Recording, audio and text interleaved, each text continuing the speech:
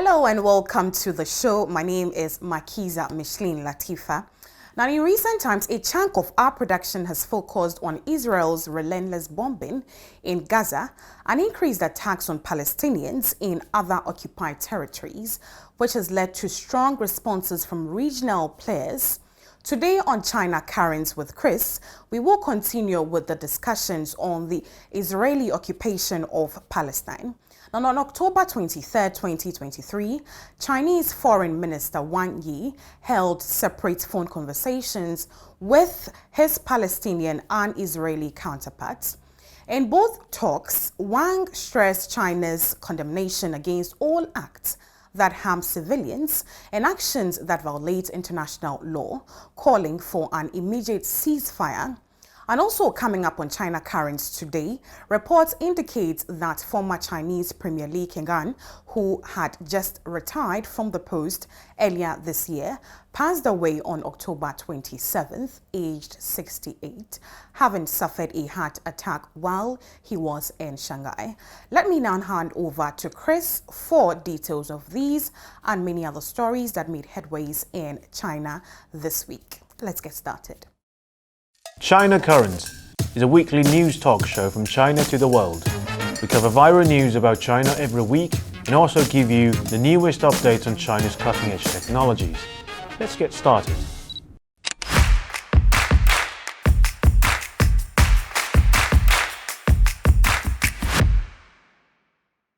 Hi, welcome to China Currents. I'm Kris. Before diving into the latest situation in Gaza, let's turn to a breaking news first. Former Chinese Premier Li Keqiang, who had just retired from the post earlier this year in March, passed away on October 27th. He was 68, and according to a report from China's state media, Li suffered a heart attack while he was in Shanghai. Li Keqiang served as the Chinese premier from 2013 to 2023. His previous career includes the vice premier and provincial governor of Henan and Liaoning, two highly populated provinces. The news of the sudden loss of an ex-national leader took Chinese people by surprise on an otherwise uneventful Friday morning. Alongside state media outlets, Chinese netizens are mourning in the comment sections of various threads, remembering the ex-premier for the challenges he weathered during the last years of his office, including the trade war waged by the US, COVID, and the Russo-Ukrainian conflict. Next up, let's turn to the Israeli-Palestinian conflict. On October 23rd, Chinese Foreign Minister Wang Yi held separate phone conversations with his Palestinian and Israeli counterparts. In both talks, Wang stressed China's condemnation against all acts that harm civilians and actions that violate international law, calling for an immediate ceasefire. He firmly reiterated to both sides that a two-state solution remains the only solution to the Israeli-Palestinian conflict, and advocated for a more authoritative, wide-ranging and effective international peace conference. In his talk with the Palestinian Foreign Minister, Wang Yi vowed to continue providing humanitarian aid to Palestine tailored to the needs of the people in Gaza. During the exchange with Israeli counterpart, Wang acknowledged that all countries have the right to self-defense, but emphasized that such actions should abide by international humanitarian law and protect the safety of civilians. Wang's statement aligns with his previous condemnation of Israel's military operation as beyond the scope of self-defense, referring to numerous attacks on Palestinian civilian targets. This diplomatic effort marks the first direct mediation by China since the escalation of the Israeli-Palestinian conflict earlier this month. A week prior, Wang Yi held phone talks with the US, Saudi Arabia, Iran, and Turkey, all of which have significant geopolitical interests in the region. And throughout these discussions, Wang repeatedly emphasized that China has no self-interest in the Palestinian issue. Following the prelude to assure relevant parties, the conversation with Palestine and Israel demonstrate China's proactive step toward mitigating the situation from a humanitarian standpoint. Following the tension in Palestine, on October 25th, the Joint Naval Special Operations Training exercise between China and Saudi Arabia, Blue Sword 2023, began its maritime training phase. Following a two-week period of comprehensive basic and specialized training, participants from both sides are now embarking on exercises focused on rescue operations, reconnaissance missions, and logistical support. The training curriculum includes a range of courses such as helicopter fast roping, tactical group maneuvers, ship climbing exercises, drone operations, observation device handling, and ship-to-sea firing drills. China has deployed a landing ship equipped with 2 helicopters to actively participate in this collaborative maritime training endeavor. Despite Joe Biden's top aides scrambling on October 8 to reaffirm their commitment to the potential normalization of diplomatic ties between Saudi Arabia and Israel, the Blue Sword 2023 training commenced on October 9th, which is just 2 days after Saudi Arabia urged Israel to immediately halt the escalation with Palestine. Next up, let's take a look at diplomacy. On October 22nd, the Ministry of Commerce of China announced that China and Australia have recently conducted friendly consultations on their WTO disputes and reached an agreement for proper resolution. Ahead of the visit of the current Australian Prime Minister Anthony Albanese to China, consensus has been reached to resolve all 3 WTO dispute cases between China and Australia. Albanese has expressed intention to restore relations with China since he assumed office last year. For instance, on April 11th, China and Australia reached a consensus on the WTO dispute over barley through friendly consultations. As a result, on August 5th, the Chinese Ministry of Commerce terminated anti-dumping duties and countervailing duties on Australian barley. Australian Prime Minister Albanese is scheduled to visit China from November 4th to 7th, and Chinese experts believe that the current Sino-Australian relationship has moved beyond mere warming and can be described as rebooted, entering a positive trajectory. Next up, on October 26th, the Chinese Foreign Minister Wang met with U.S. Secretary of State Antony Blinken in Washington, D.C., marking the first day of Wang's 3-day U.S. visit. In a pre-meeting press conference, Wang stated that China and the U.S. need an in-depth and comprehensive dialogue to help reduce misunderstanding and stabilize the relationship. There will always be some noise in China-U.S. relations, Wang said. The public considers that Wang's visit to the White House will pave the path for a Xi-Biden meeting in San Francisco, where the Summit of Asia-Pacific Economic Cooperation will be held next month. Next up, on October 24th, China's central government has announced the approval of additional 1 trillion yuan in sovereign debt issuance to bolster the country's economic recovery efforts. The move was officially ratified during the 6th session of the Standing Committee of the 14th National People's Congress, where the resolution on approving the issuance of sovereign debt and adjusting the central budget for 2023 was passed. This decision aims to provide financial resources to aid post-disaster reconstruction and addresses deficiencies in disaster prevention, mitigation, and relief efforts. China has experienced a series of severe weather events, including heavy rainfall, floods, and typhoons in various regions throughout this year. The country has also faced a growing frequency of extreme natural disasters, highlighting the need to strengthen its disaster management capabilities. The Ministry of Finance has stated that $68.5 billion will be allocated for immediate use this year, with the remaining $68.5 billion carried over for use in the following year. This targeted distribution of funds will contribute to the country's ability to withstand and recover from natural disasters. As China continues its path towards sustainable recovery and resilience, the approved sovereign debt will play a crucial role in promoting economic stability, facilitating reconstruction efforts, and enhancing disaster resilience across the country. Next up, at 8 p.m. on October 24th, the 2023 Tmall Double 11 Day Sale kicked off its pre-sale campaign. It's the world's largest online shopping event, and has consistently been a barometer for consumer trends and brand performance in China. This year's event revealed a surge in consumer spending, with over 1,300 brands witnessing a year-on-year sales growth exceeding 200%, and nearly 700 brands seeing their sales grow by more than 500% within just the first hour. While international brands such as L'Oreal, Guerlain, and Nike successfully broke the 1 billion yuan sales mark, many Chinese domestic brands also made it to the top-selling list. Chinese netizens argue that it demonstrates the increasing popularity of homegrown brands among Chinese consumers. There was once a time when Chinese consumers were willing to pay premium prices for foreign brands. However, the trend seems to be shifting. Today, Chinese brands are providing products that are on par and in some cases even superior to foreign counterparts. National pride is not a sole driving factor for this shift. Chinese companies have become more responsive to market trends, aligning closer with consumer needs and are more daring in their investments. This evolving landscape of Chinese retail suggests a growing local confidence in an increasingly competitive domestic market. Next up, on October 25th, China officially launched its new National Data Administration Agency to oversee the country's data strategy. The NDA will be led by the National Development and Reform Commission. The National Data Administration will coordinate data infrastructure development and promote sharing of data resources across government bodies. It will also oversee initiatives to build China's digital economy and society, taking over some responsibilities from the Cyberspace Administration. According to the State Council's reform plan last March, the NDA was proposed to integrate fragmented data and leverage technologies like AI. With the exponential growth in data volumes driven by technologies, data resources have become crucial to China's digital transformation goals. The National Data Administration aims to maximize value from this strategic resource. Next up, on October 23rd, the Chinese State Council announced the establishment of a pilot area for Digital Silk Road in Shanghai. According to customs statistics, China's cross-border e-commerce import and export volume reached 21.1 trillion yuan in 2022.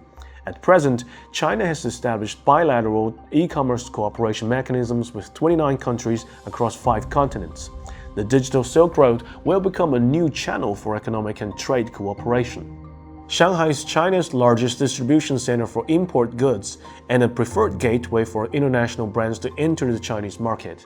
It leads the country in e-commerce transaction scale and is home to a number of leading domestic and international e-commerce companies. Chinese netizens argue that the establishment of the pilot area will strongly promote e-commerce exchanges between Shanghai and countries jointly building the Belt and Road Initiative and connect more overseas high-quality products to the Chinese consumer markets. Last but not least, at 11:14 Beijing time on October 26, the Shenzhou 17 crewed spacecraft carrying Chinese astronauts Tang Hongbo, Tang Shengjie, and Jiang Xinling successfully lifted off, marking another milestone in China's crewed space program. The primary objective of this mission is to facilitate a crew rotation with the Shenzhou 16 team and enable a 6-month stay aboard China's Tiangong space station. During their tenure, Chinese astronauts will conduct a range of activities including scientific experiments, extravehicular operations, and routine maintenance tasks. This launch signifies the 30th flight mission of China's crewed space endeavor since its autonomous inception, and the 12th manned flight overall. Remarkably, China has maintained an impeccable safety record throughout its crewed space program, with 0 astronauts casualties since the maiden voyage of Shenzhou 1 in 1999. Lin Keqiang, the spokesperson for China's crewed space program, emphasized China's preparedness to invite foreign astronauts for future Chinese space station missions. We extend a global invitation, welcoming nations and regions dedicated to the peaceful utilization of outer space to collaborate with us and participate in our endeavors aboard the Chinese space station. Well, that's all for today. Thank you for watching this episode of China Currents. If you have any thoughts and comments about our show, please reach us at the email address below. I'm Kris, looking forward to hearing from you, and see you next time. Thank you for bringing our viewers up to speed with the very latest stories in China. Up next is Threshold with Lisa, where we bring you tech-related stories and scientific breakthroughs in China. And the discussion today ranges from the new frontier of Sino-US competition, especially under robotics, to China exploring the edge of the solar system and China's plans to implement near-Earth asteroid defense missions. I'm pretty sure you can't wait to hear all about it, so let's keep rolling.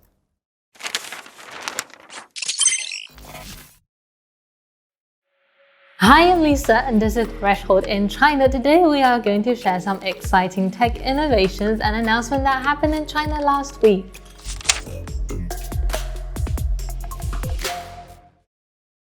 Robots are coming. Tesla recently introduced its cutting-edge humanoid robot, Optimus, and at the same time Xiaomi introduced Cyber One. The two companies reflect the larger picture of the fierce competition in robotics between China and the United States. Let's take a look at this new report that tells us where each country is at. The United States has been at the forefront of the robotic research. It has the largest number of first authors and institutions publishing papers in top journals, solidifying its dominance. Meanwhile, China has emerged as a rapidly developing force, securing the second position, overtaking Europe, Canada, and Japan. Data shows a changing of the guards, with China surpassing the US in 2022 in the number of first authors and institutions publishing in top journals. Hence, China is narrowing the research gap. Prominent Chinese universities such as Shanghai Jiao Tong University, Tsinghua University, Huazhong University of Science and Technology, and Harbin Institute of Technology are making significant contributions. Keyword analysis shows that there are differences between China's and US research directions. From 2022 to mid-2023, China focused on deep learning, reinforcement learning, digital twins, cloud manufacturing, soft grippers, and technologies with variable stiffness. In contrast, the US zeroes in on safety collision avoidance, robot perception system, multi-robot system, and path planning. The focus area differ according to strategic priorities.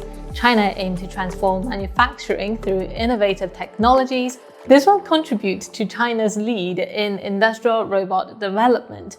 According to the IFR, over half of new installations last year occurred in China.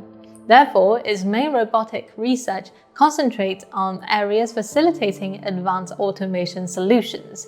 Deep learning and reinforcement learning are crucial for developing more autonomous robotic systems capable of complex tasks. Another focus has been on digital twins, which are virtual representations that allows the digital modeling of physical systems so they can perform model, test, and optimize processes remotely. This aligns with China's goal of transforming manufacturing through technologies like cloud-based factories. Soft grippers and variable stiffness mechanisms aim to make robots safer and able to interact with unpredictable environments, like in medical or logistic applications. Meanwhile, the US centers on safety technologies. Algorithm for navigation, perception, and collision avoidance are priorities, ensuring robust coordination and autonomous machine operating around human. The different focuses each country have on research reflect their economic goals and societal needs. We can expect the China-US tech war will intensify as the robotic field evolves.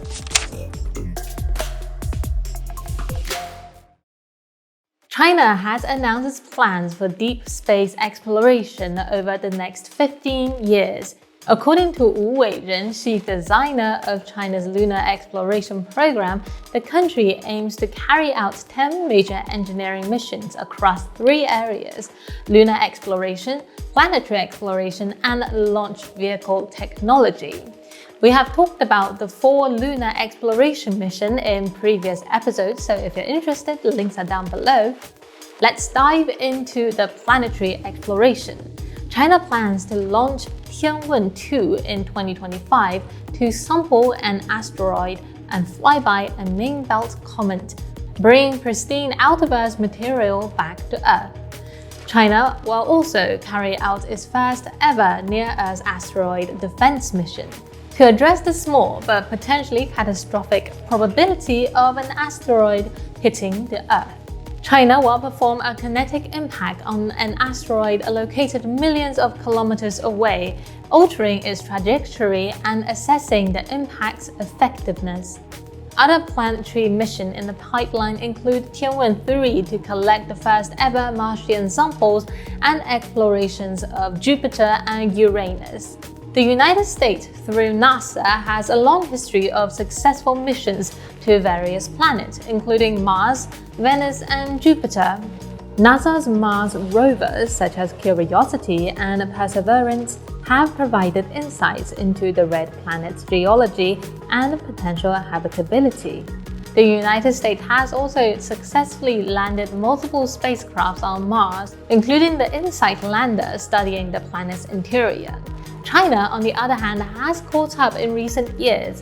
In 2020, China landed on Mars for the first time with their Tianwen-1 mission, which successfully placed a rover called Zhurong on the surface of Mars.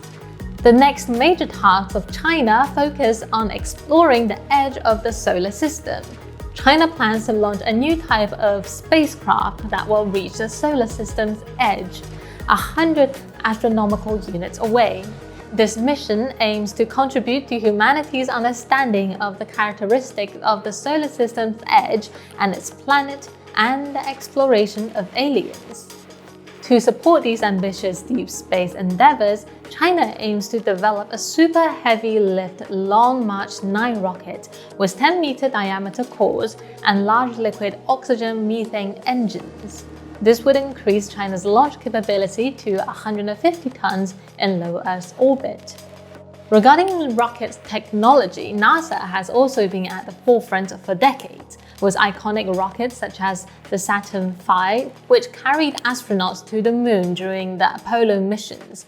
In recent years, private companies like SpaceX have emerged as key players, developing innovative and reusable rocket systems like the Falcon 9 and Falcon Heavy. As a counterpart, China has been steadily advancing its rocket technology. The Long March series of rockets, developed by China's National Space Administration, has been the backbone of China's space program.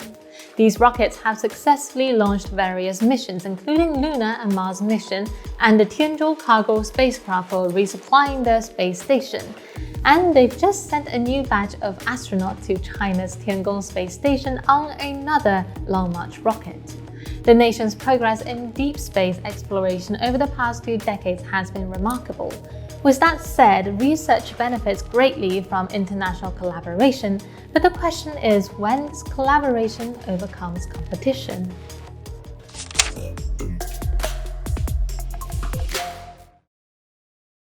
Recently, US lawmakers urged to put restrictions on RISC-V, which is an open chip architecture standard increasingly embraced by China. RISC-V lets anyone customize computer processor design using its open instructions. Its flexibility has advantages. It reduces cost and allows custom chip for different needs. However, this openness has drawn the attention of US lawmakers who fear that it might pose a national security risk. They urge the Biden administration to regulate companies' involvement with RISC-V, potentially limiting its growth and use. Since RISC-V is an open standard specification, it cannot be prevented from being downloaded and used by anyone. So this raised the question of how the United States can regulate it, since it is almost impossible to do so. There is no monopolistic control on RISC-V standard, and this is the driving force behind this global adoption and a catalyst for the next phase of the chip technology revolution. However, US politicians contradict this trend by excluding themselves from the upcoming wave of transformation. So why are these politicians so scared? The underlying reason is that RISC-V disrupts the monopoly of the 86 and the ARM systems, creating a new ecosystem where the United States does not enjoy an absolute advantage. Currently, the Intel-developed 86 is the dominant chip design architecture for desktop and laptop computers, while the design architecture behind most smartphone chips in the world is controlled by ARM. RISC-V provides an open instruction set architecture to customize chip designs. Its flexibility is beyond established standards like 86 and ARM, and offers China a way to reduce foreign IP. Although RISC-V originated at UC Berkeley, China has become a major adopter. RISC-V's popularity in China is evident. According to statistics among the 22 senior member organizations in the RISC-V International Foundation, 12 are from China, such as Alibaba Cloud, Huawei, ZTE, and Tencent Holdings, and 7 are from the United States. Among the 179 strategic member organizations, 49 are from China, 41 are from the United States, and 43 are from the European Union. Furthermore, the mentioned RISC-V servers, 10GB switches, and other products are manufactured by Chinese companies. If the RISC-V ecosystem flourishes, the global processor landscape will no longer be monopolized by the United States. So the US politicians are really concerned with losing their dominant position in the processor industry. However, what they have proposed could be counterproductive in achieving their stated goals. It risks dividing an otherwise open community, severing the tie between Chinese and US researchers and engineers. As Chinese firms and institutions continue to advance RISC-V, China is posed to shape the next generation of processor technology on its own terms. And that is all for today's Threshold. We hope you like this news section on science and technology in China. And as usual, we welcome your feedback and thoughts. Now up next is the Thinkest Forum, where our scholars and thinkers share with us their brightest ideas about China and the rest of the world. In today's edition, Comrade Kyeretwie Opoku, convener of the Socialist Movement of Ghana, speaks on the essence of China's Belt and Road Initiative from a Pan-Africanist point of view. According to him, the BRI is a great initiative as it enables critical social infrastructure, particularly hospitals and schools, adding that it is a driver of regional integration and collective self-determination. Good evening, comrades. It's a great honor to be invited back to Thinkest Forum. I've been asked to share a few brief thoughts on how the Belt and Road Initiative looks from a Pan-African perspective. I will try and be very brief. What does the BRI mean for Africa? First, the obvious. BRI is a massive visionary infrastructure program. It's warehousing, its road and rail systems, its air, land and sea ports, its energy and power infrastructure across 3 large continents. It is also the cell towers, servers and perhaps even foundries that can power, automate, digitize production and make real-time communication and engagement of all the millions of people within the initiative possible. And of course, with infrastructure, there will be opportunities for additional soft technology investments from China and other participants, hopefully as joint ventures that transfer technology to our peoples. In practice, BRI also enables critical social infrastructure, hospitals and schools in particular, where we can train people to develop and use all this infrastructure and technology.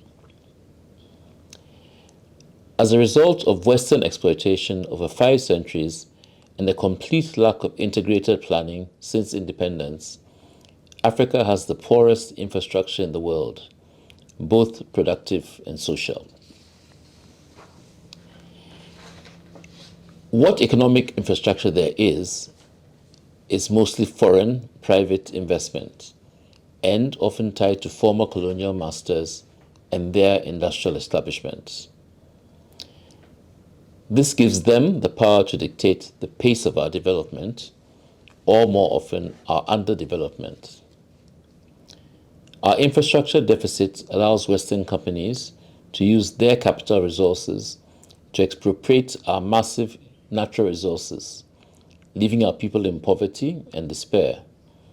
And it prevents us from making a rapid, measured transition to industrial production and development.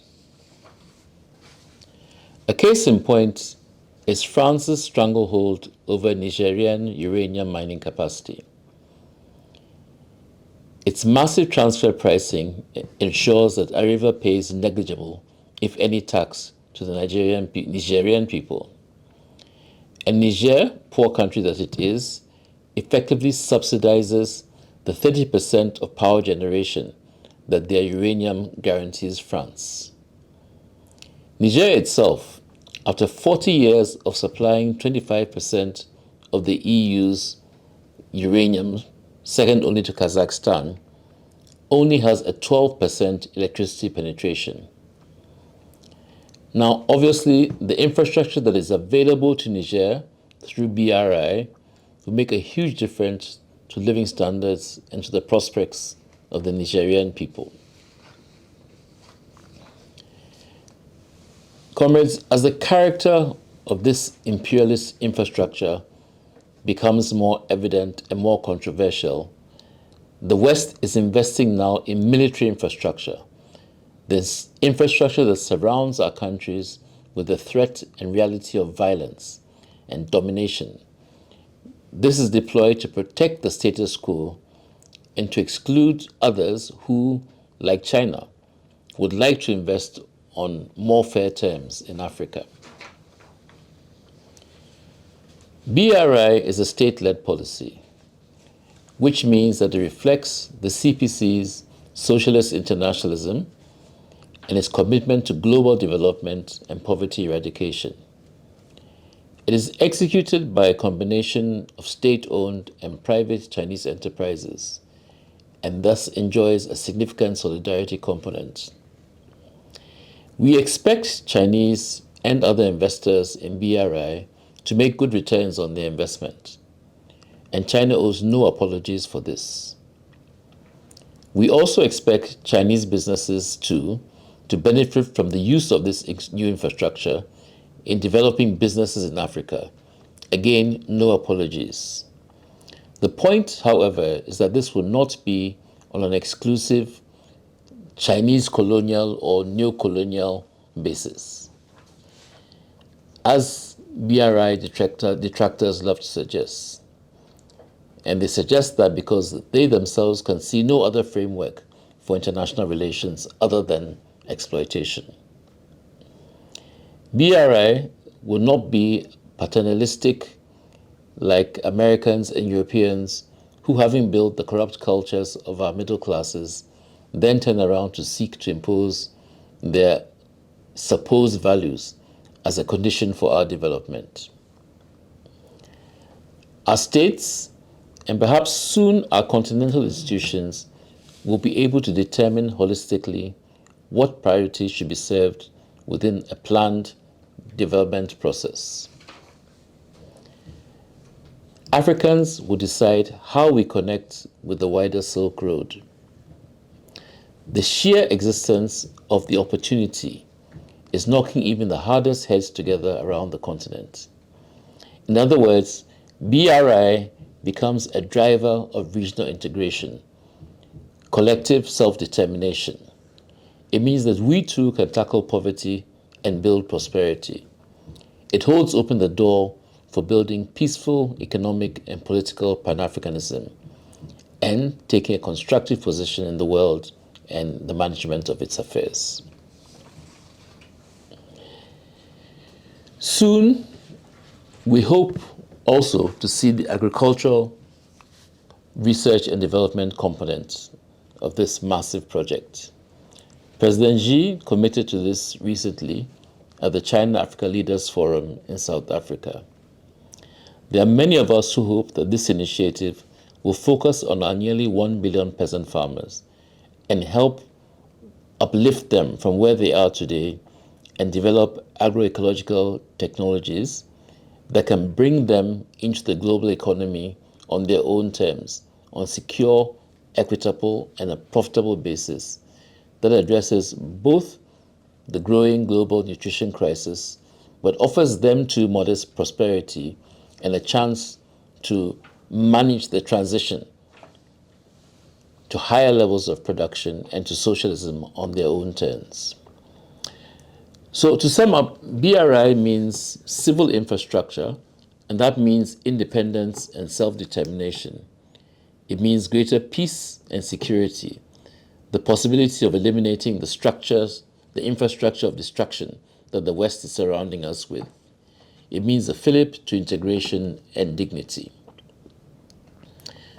Now, comrades, does the BRI change the dialogue between Africa and China? Yes, it does, in positive ways. It creates admiration and interest in Chinese solutions. It opens up in Africa consideration of other ways of organizing society, away from the neo-colonial institutions promoted by the West. It makes even the most backward leaders ask, how did China do it? Can we learn from China? And if China holds the course of open, principled engagement based on internationalist principles, its considerable influence in Africa can only grow. Are there challenges? Yes.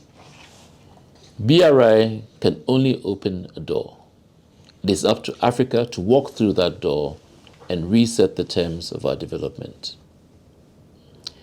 Infrastructure acquisition has unfortunately been one of the major areas of corruption in our independent history. While we are fully aware of the decisive measures China under President Xi has taken to control private abuse of public office, these are struggles that we are still very much waging in Africa. And capitalists are capitalists. So there will continue to be challenges with some private Chinese investors and contractors and how they engage with the questionable integrity of many of our national procurement systems. China and its friends in Africa must be proactive in publicizing the integrity standards that exist in China and that are expected around BRI development, and in publicizing the checks and balances as these evolve, as we evolve these together. There's also a question whether Africa can absorb and properly utilize all the projects we so desperately need. Can we absorb them at the rate at which they appear to become available?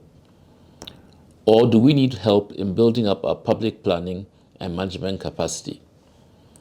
Can more of such assistance be available within the BRI framework? That's a challenge we have to address. Finally, Africa is heavily indebted. What can we do about the terms of BRI investment and related funding? What can we do about the current crisis that besets us? These are challenges that the overall program, together with its participants in Africa and increasing the youth of Africa and the progressive community in Africa, must focus on. There are problems that we must try and solve so that the BRI achieves its full potential in developing humanity for itself. Thank you very much, Comrade Chairman Eric, and good to see you again. And I'll end here. Thank you very much. Also on the Thinkest Forum today, Professor Zhang Weiwei, Dean of China Institute at the Fudan University, sits in conversation with Professor Bruno Marcaes, a former Minister of European Affairs in Portugal, on the 10th anniversary of the Belt and Road Initiative and his general thoughts on how the initiative has fared since its introduction. Please keep watching.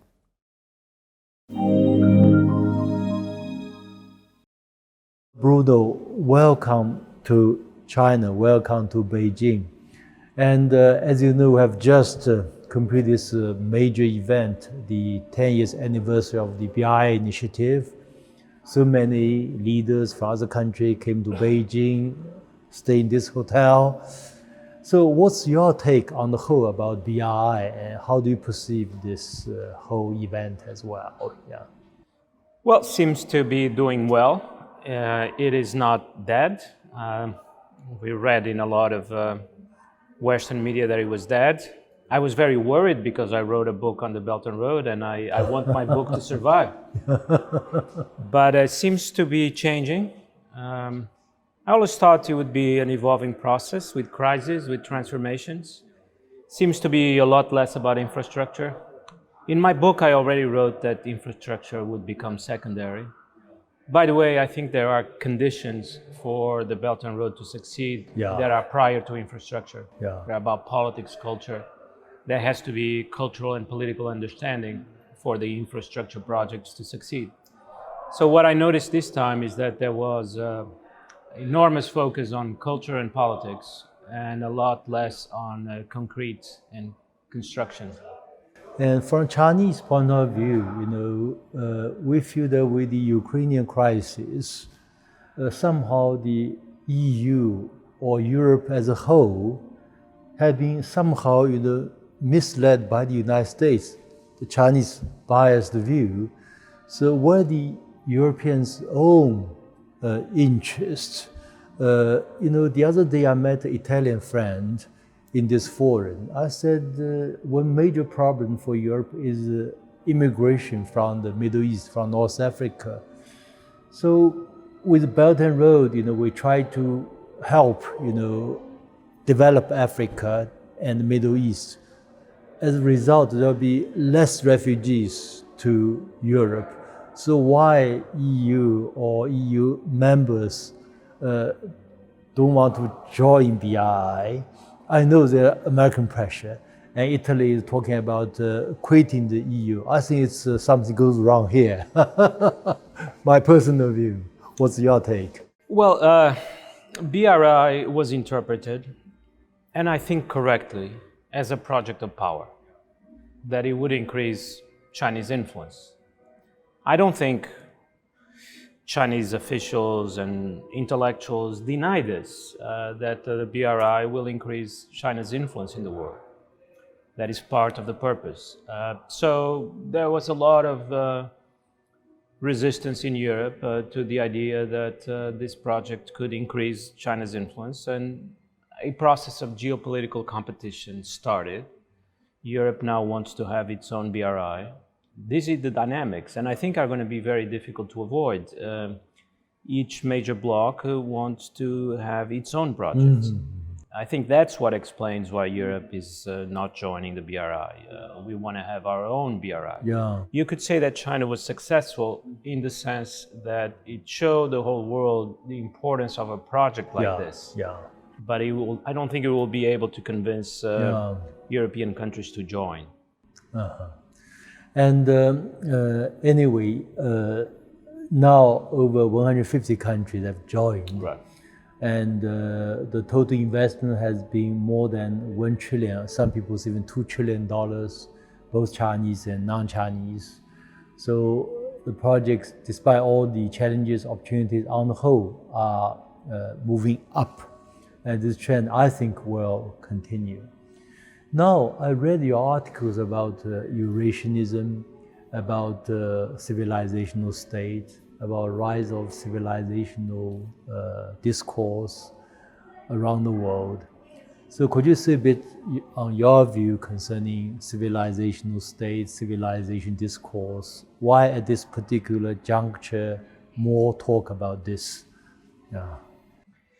I think as human beings, we are profoundly dissatisfied with the idea that history is finished, that nothing new will happen.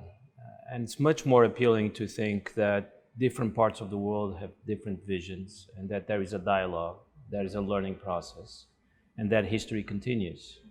So the sense that liberalism was the end, and everyone would join and everyone would have the same view, is a very frustrating view, which is slowly disappearing. We now have different projects in different parts of the world, and the Chinese project is a project to be taken very seriously. One can agree with certain elements of the Chinese project for the future, and one can disagree with other elements. But I think the sense that civilizations and the difference between civilizations is a good thing is very important. And second, the sense that civilizations are fundamentally forms of human thought, of practical human thought. And so there is no reason for civilizations to clash. Usually we have a clash of nationalisms. That's a different thing. But civilizations should not clash, they should communicate. This is why I've been interested in the Belt and Road from the beginning. And why I wish the Belt and Road all the best, because a China that is open to the world, that is curious about the world, is a much better China for everyone than a China that would be closed. So why should we be critical of a project that is fundamentally a way for China to open up? That is, I think, where we are. Of course, it will be very tricky to navigate this world where there are disagreements. Yeah. But in the end, it's a better world than a world where we all agree. I remember I was reading some time ago your thesis on Western civilization, and I remember you said something like that. This people are some like French president and some Hungarian prime minister. They were talking about this European civilization, Western civilization, and return to its own roots. Yet some of them want to go to the roots of the Enlightenment. Then you said something like this. Again, this is a problem. If you want to continue this Enlightenment tradition, it's still about universal appeal rather than return to your own roots. Could you elaborate a bit on this view, if my memory serves me right? Yeah. Yes, I think we should give up on this ambition of having universal rules that apply to everyone. Because what that means is that the rules are going to be rather empty and formal, and not rules that can satisfy human aspirations. So we are, I think, in the process of leaving that behind. The idea of completely neutral rules is impossible. What we're realizing is that many parts of the world don't even understand that project, or they resist it, because rules that look neutral at first, they turn out not to be neutral. I mean, a very simple example is, when do you have a day of holiday in the week? Of course, a Muslim would want a Friday, and a Christian would prefer the Sunday, and it's not possible to have a neutral rule. We should, of course, embrace these differences and allow for them to grow in depth, and for civilizations to develop, rather than trying to replace them with a completely abstract and neutral framework. Do you think eventually European Union can become a kind of civilizational community or civilizational state? It is becoming. It is becoming. It is meant to overcome nationalism, but it's no longer in the direction of universalism. It's in the direction of a civilization state, that countries join on the basis of their civilizational affinity. For example, we see now that Russia does not have that civilizational affinity, and perhaps it has a civilizational affinity with China, and Ukraine has that civilizational affinity. So we see that civilizational states are growing and coalescing, solidifying. I can even tell you what I think the European civilizational state is about. I think it's about a certain form of anarchism. Europeans don't like state power. This is a big difference between China and Europe. In China, state power is seen as a good thing for reasons that we can... Necessary virtue, not a necessary evil. That's right, the case. Exactly. For Europeans, for a long time, for many centuries, the state is something that in the end one should abolish, if possible. And I think the European Union, in a sense, is not a state. Is a regime of rules, automatic rules, but not a state. So we may even have succeeded in abolishing the state in Europe. So this is not for everyone. This is not for the Chinese, have a different tradition. But for us Europeans, there's of course a set of ideas that appeal to us. And one final question, if there is this European civilizational community or civilizational state, what will be the position of religion? I know it's very controversial because you have so much diversified population, and this whole idea of European has a Christian tradition is controversial. Do you think that will be included in your idea of European civilizational community or state? I think, to be honest, we have overcome religion in Europe. Perhaps in China too. There is some commonality there. Religion survives, but as a personal experience, as a psychological experience, not as a truth anymore. Of course, as liberalism is in crisis in Europe, people are looking for something to replace it. religion is sometimes offered as an alternative. Until we find a better alternative, a European civilizational state, we're going to continue looking for a solution in religion, looking for a solution in liberalism. Yeah. I don't think they will work. Yeah. And Hungary, which represents a little bit of that return to religion, is not a majority voice in Europe, is not taken very seriously. And I think Europe has already moved beyond religion. Good. So, I enjoyed this conversation very much. Thank you very much. Thank you. Thank you. And that's all for the show this week. I hope you enjoyed all the topical stories and the various segments of this edition. Kindly do not hesitate to share with us your comments, thoughts, feedback, and suggestions for the coming episodes of the show through the email provided below. Thanks for watching. My name is Makiza Micheline Latifa, and I'll see you same time next week.